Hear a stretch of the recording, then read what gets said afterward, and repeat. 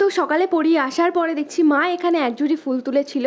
আমি পুজোর জন্য এই শাড়িটা কিনেছিলাম, কিন্তু শাড়িটার একটা প্রবলেম রয়েছে যে এই শাড়িটা অল বডি কাজ রয়েছে। তো কাজের যে সুতোগুলো সেইগুলো উল্টো পিঠে এমনভাবে দেওয়া আছে যেটা গায়ের সাথে পুরো হিংচে।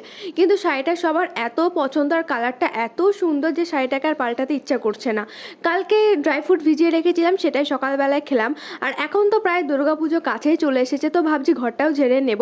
আর এই দেখো, এই ফটোটা হচ্ছে যখন আমরা গত বছর দীঘাতে গেছিলাম, তখন আমরা গত বছর এতজনে একসাথে দীঘাতে গেছিলাম, বেশ মজা হয়েছে। এবারও ওরা গিয়েছিল, তবে এবার আমার যাওয়া হয়নি। আর এই দেখো, এতগুলো জিনিস আমার এক্সপায়ারি হয়ে গেছে। মা এদিকে ডিমের ঝোল রান্না করছিল, আমি যেহেতু আজকে পুজো করব না তাই মা আজকে সোমবারের পুজোটা করে নিল। তারপরে দুপুরবেলার দিকে মা একটু বেসনের বড়া ভাজছিল, ভাতের সাথে গরম গরম বেসনের বড়া খেতে কিন্তু দারুণ লাগে। তারপরে সন্ধ্যাবেলা আমার পড়ানো ছিল, এখন ওদের এক্সাম চলছে, তো চলো চা বিস্কুট খেয়ে আজকে দিনটাকে শেষ করি। বাই।